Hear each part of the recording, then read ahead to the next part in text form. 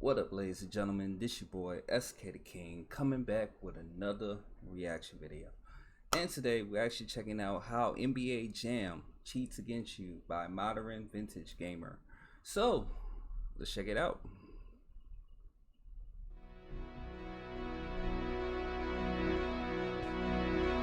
I was never a real big basketball fan, and playing basketball-related video games was just not in my DNA. Can't believe but all that would PCs change used to look like when that back Midway then. released NBA Jam. It's crazy. But that's my game though, right there. Grew up playing this game so much. Arcade is superior. The superior version, hands down. Oh man, let's Originally bring back released memories, in man. 1993 by Midway, NBA Jam took the world by storm. It did. Described as the highest earner in arcade As a music kid, history, this was crazy, it man. collected over $1 billion in revenue seen them lines, even bro. before the home console ports were released. The cabinet would allow for up to 4 players, and the game was a fast-paced 2-on-2 basketball game with most of the rulebook thrown out. Other than Facts. shot clock violations and goaltending, the pace would never let up, and the urge to beat down teams and become the ultimate NBA champion meant pumping in quarters into the For machine real. until you went home empty-handed. One of the Facts. most unique features of the game was the on-fire feature. Once a player hits 3 baskets in a row, he becomes on fire and has $1 for a turbo, full game. no That's goaltending, crazy, increased man. shooting ability, and this will continue until the other team scores. Boy, The arcades knew balance what they were between doing. They was making that simulation money, and bro. Arcade gaming was perfect, and NBA Jam would be a massive hit. Even non-basketball fans like myself absolutely loved the game. When the Super NES version released, I bought it day one and played it non-stop. It was a Same. good version, but of course could not match the arcade. And I still love to play the arcade game above anything else. For real. But there's one area of the game that has been heavily scrutinized, and that is the rubber banding. Rubber banding Facts. is an aspect of game design that restricts the margin between the winning and losing players, favoring the losing player and allowing them to catch up to the winning player by various methods. This is usually done by increasing percentages to help the losing player become more competitive. Rubber banding is not a new concept. The first game I remember it in was in Super Mario Kart. All the on Mario Super Kart NES. games do that, If bro. you're way back in last place, there is a much better chance of scoring an item that allows you to catch up and pass opponents faster. If you're well into the lead, the chances of scoring items that boost your speed reduce. In arcades, many games use rubber banding methods to keep the gap between the player and the computer close. It's a fairly simple formula. If the game is too hard and you stand no chance of coming back, you'll look for another machine to play. That's true. Arcade machines are there to take your money. Money was So scarce the back then. balance and the inclusion of rubber banding is extremely important to what makes a successful arcade game. NBA Jam has very apparent rubber banding in its code to keep scores close. To test this down 30 points as the Suns, I hit 3 3-point shots in a row from the distance of the court. That's But crazy. this is one of just many scenarios NBA Jam uses to keep the games competitive, and I've known about this feature in the game for many years. So, the rubber banding code in NBA Jam is quite legendary, and it's something that I've wanted to dive into and analyze in a lot more detail. The great news is I was fortunate enough to get the chance to be able to do this. So let's For go real. ahead and Good take job, a man. closer look at how the rubber banding works. I was curious enough that I was considering reverse engineering the ROMs to see how the rubber banding actually works. But as it turns out, I didn't even need to do this, because in April of 2021, the source code of NBA Jam would be uploaded to GitHub, and this would give me a chance to discover all the different permutations when the losing team could come back and clinch a victory. And there are many different scenarios where this could occur. But to keep this simple, let's split up the rubber banding in 2 parts: skill level computer assistance and everything else. Okay. In NBA Jam, every player is ranked in skill in 4 main categories. similar to Mortal They are Kombat. Speed, 3-point shots, dunking, and defense.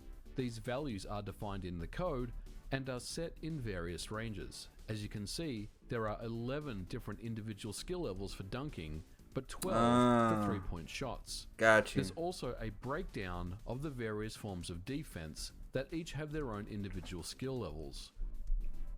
Computer assistance in the game is turned on by default. What this does is adjust these stats based on how much the player is winning or losing by.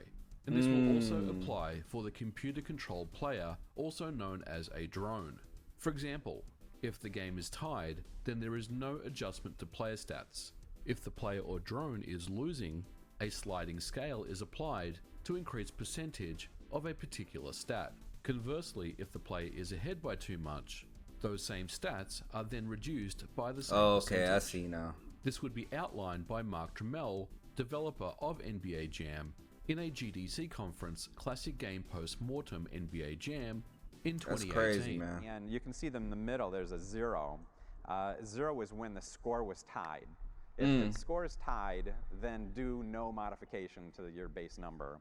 But if you are losing, then it would slide to the left. I'm down by 1 point, 2 point. So we went all the way to down by 10 points. You can see a 25% additional add-on to the already 25% that was there for, say, in this example, 3-point shooting.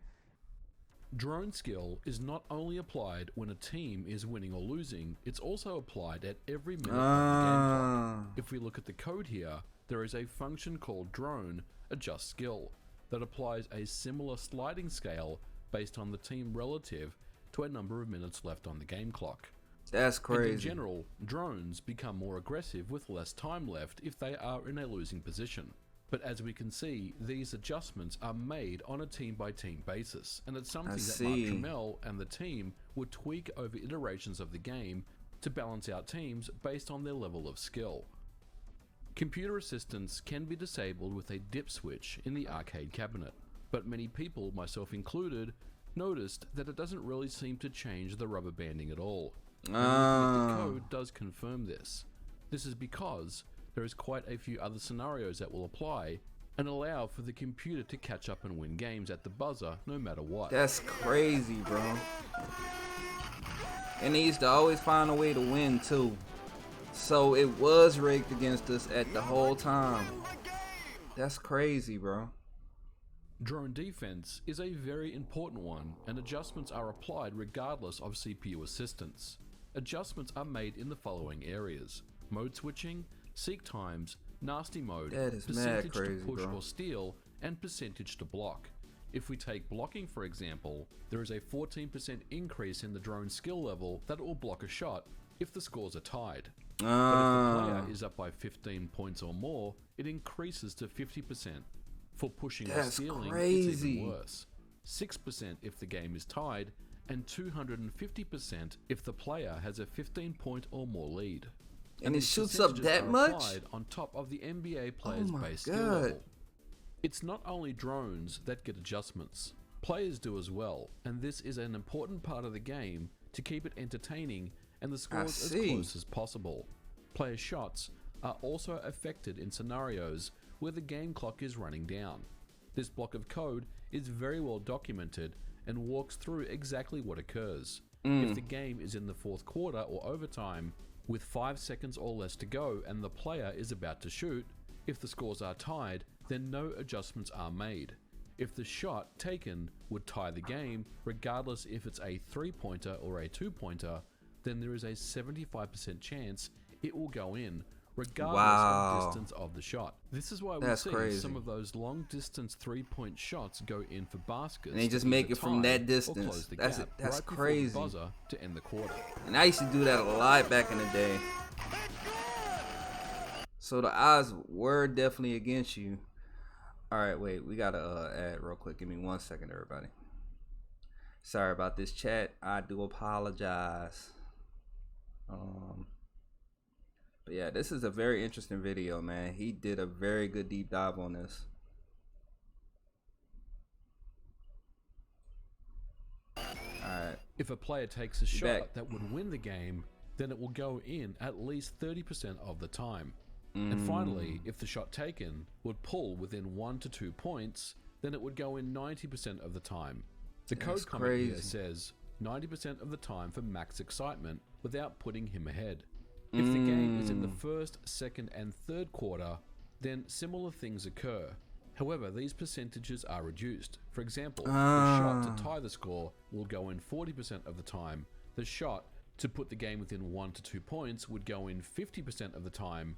And if the player is losing by a margin of 4 or more, then the shot will go in 60% of the time, regardless of shot distance. That's crazy. These adjustments to both player and drone are effectively the rubber banding that controls the game. I see now.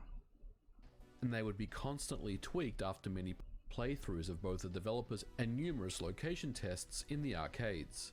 If we take this comment for example, if there's a 5% chance to land a basket, it hits almost 50% of the time. So the percentage was reduced to 25% to balance the game. And there is many of these areas in the code that I've still yet to discover. Beating a full 4-quarter game is difficult, but not impossible. Even with the CPU you had to be on assistance point. turned off and the difficulty set to easy, it's very challenging. The best way to beat the computer is to try mount an early lead and hold it.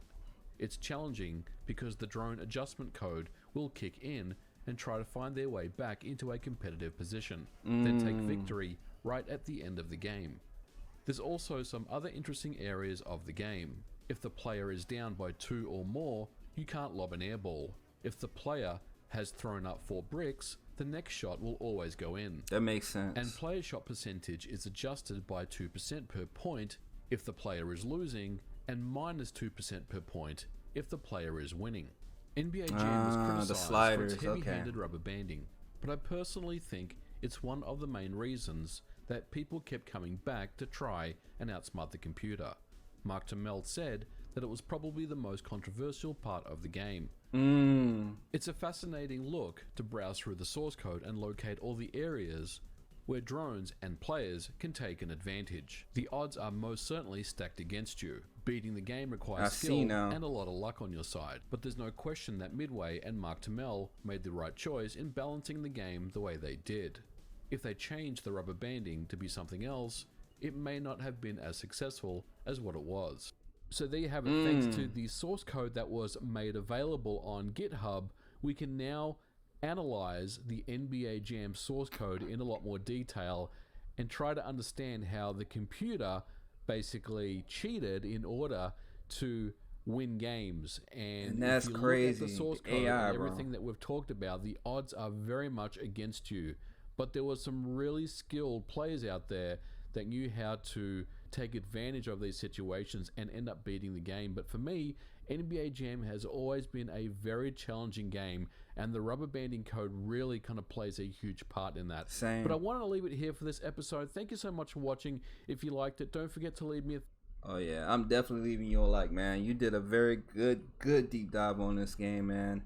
And like I said, man, growing up as a kid, man, you thought you was doing everything, but it was really rigged against you in these arcades, man. They like I said, these people knew what they was doing when they was making their money in here, man. And like I said, let me know y'all experiences if y'all ever play NBA Jam in arcade, man. And make sure y'all subscribe to Modern Vintage Gamer, man. He does some very phenomenal videos, man. So like I said, man, I'll see you on the next one. And this SK the King signing out. Peace. And I'm out. Wow.